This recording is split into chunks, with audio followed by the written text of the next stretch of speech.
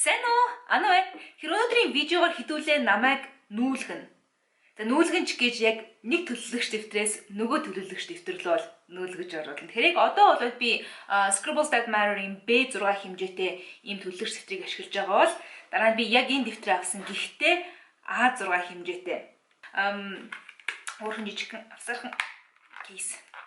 Окей. Дэвтэрний гадна тал нь бол яг миний өмнөх энэ B6-тай бол адилхан юм байна. Тэгэхээр гадна талынхаа тухай мэдээлэл авах гэх юм бол миний өмнөх видео руу орж үзээрэй. Тэгэхээр Scribbles That Matter Pro Version A6 Dotted Journal Red гэсэн үгтэй. Тэгээд цаанаасаа өөр юм үзэгний пенл үд гэдэг юм үзэг тогтоох бүслэвчтэй ирдэг байгаа. Нэгэд доторчлынх нь эхнийх нь төлөвлөгч дэвтрийг хэдүүлээ setup хийцгээе. Дэвтрийг нээхэд Following scribbles belong to гэд тухайн өөрийнхөө нэрийг бол бичиж үлдээх боломжтой хэсэг болж ирж байгаа. Би энэ дээр хөвчлэн нэрээ утасныхаа дугаартайгаа бол бичиж өгдөг.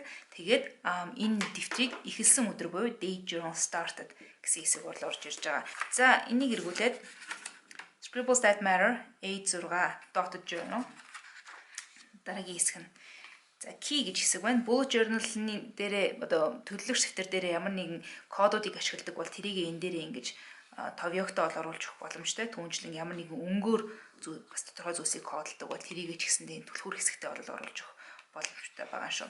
За ингээд гарчгийн товёог хэсэг бол эхэлж байна. Scribbles off гэд агуулга бол энэ дээр байршуулчин pages хэсэг дээрээ тухайн агуулга нь аль нүүрэн дээр заавал энэ товёог руу орох хэрэгтэй агуулгууд нь аль нүүрэн дээр байна вэ гэдгийг бол өгчих боломжтой. Яагаад тэгэхээр энэ дэвтэр нь бол өөрөө бүх нүүр нь ингээд дугаарлагдсан байдаг. За ингээд гарчгийн товёог хэсэг бол ингээд 3 нүүр бол үргэлжилж байна. За ингээд 3 нүур явсны дараа сэтгэл шууд 1 гээд үндсэн дэвтэрний маань гол хэсэг нь эхэлж байгаа. Бүх дэвтэр нь одоо энэ дэвтэр бол бүх нүднүүдийнхээ хооронд бол 5 мм-ийн зайтай.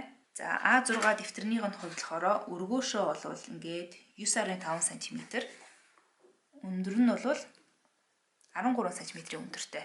2 ширхэг авчуурахтай 201 хүртэл явж байна. 201 нүдний араас эхлэх pen test буюу өөрийнхөө ашигладаг үзэгнүүд чи одоо энэ цаасан дээр энэ Scribbles That Matter-ын цаасан дээр яаж гарах вэ гэдгийг заавал урд дуруу туршихгүй хойдлого хэсэг дээр турших боломжтой.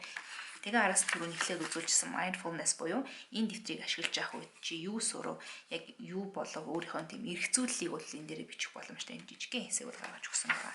Тэгээ үүний араас эхлээд арталтай юм жижигхэн халаастай Hobonichi-гийн stencil-нуудын нэг юм мөртөө энэ дээрээ шугамтай энэ дээрийн мөрхөн нүднүүдтэй. Тэгэхээр иймэрхүү юмнуудыг бол би арталтай хадгалцдаг. Тэгээ бас заримдаа стики нотуудыг зүгээр энэ дээр наагаад өөртөө хадгалаад үлдсэн байхад зүгээр байдаг. За эхлээд тэгвэл уртлаас нь эхлээд setup буюу төлөвлөгч дэвтрээ ашиглаж эхлэе.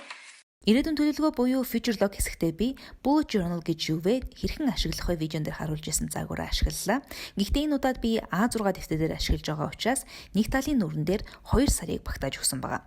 Сар тус бүрд үндсэндээ 2 дөрвөлжинг бол ашигласан. Тэгэхээр сарын календар багтаж байгаа жижиг квадрат нь 4.5 см-ийг харьцан 4.5 см хэмжээтэй. Харин үндсэн тэмдэглэл хийх хэсэг нь 9 см-ийн урттай, 5.5 см-ийн өндөртэй.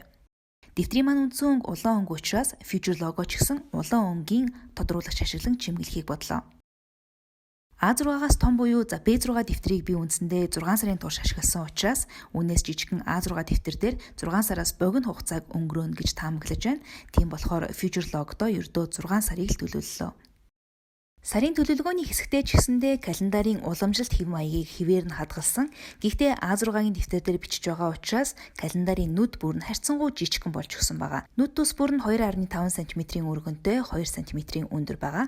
Харин 7 хоногийн гаргуудыг бичсэн нүднүүд нь 2.5 см-ийн өргөнтэй 1 см-ийн өндөртэй. Энэ сарын турш би шар өнгийг онцгойлон сонгон авч хэрэглэхээр шийдсэн. Дараагийн хэсэг нь habit tracker буюу зуршлаа бүртгэх хэсэг. Миний хувьд зуршил тус бүрт нь өөрийн гэсэн хуанлины хэсэг байрлах нь илүү хялбар санагддаг. Гэхдээ олон тоо бижиж гараа ядраахын оронд календарийн фасадыг зурчихад хангалттай юм шиг надад санагддаг. Мэдээж хэрэг төлөвлөгч дэвтрээ хийж байхад алдаа гаргалгүй л яах вэ? Тэгдээ энэ бол нэг том асуудал биш, зүгээр орхиод дараагийнхаа хуудасаа ашигла. Төлөвлөгч дэвтрийнхээ тухайн сарын үндсэн хуудсуудыг бэлдсэн бол хуудасныхаа дугааруудыг урагшаага гарчгийн товёог руугаа мөн оруулах хэрэгтэй. Цаашлаад төлөвлөгч дэвтрийн дотор ашиглаж байгаа түлхүүрүүдийг ч гэсэн уртлын хэсгээр нь оруулж өгч болно. Миний А6 төлөвлөгч дэвтэрлүүгээ нүүж орж байгаа бичлэгийг үзсэн та нарт баярлалаа. Хэрвээ төлөвлөгч дэвтрийн тухай видеонууд таалагддаг бол миний төлөвлөгч дэвтэртэй холбоотой плейлист руу орж өмнөх видеонуудыг маань ч гэсэндээ үзээрэй. Хэрвээ энэ төрлийн контент хэрвээ таалагддаг бол миний сувагт subscribe хийгээрэй. Энэ видео таалагдсан бол лайк дараарай, мөн түншлэн өөрсдийн сэтгэл болоод бас асуултууд байх юм бол доор видеоны доор комментээр үлдээгээрэй. Тэгээд хамт байсан баярлалаа. Дараагийн видеоор эргээд уулзлаа. Баяр таа.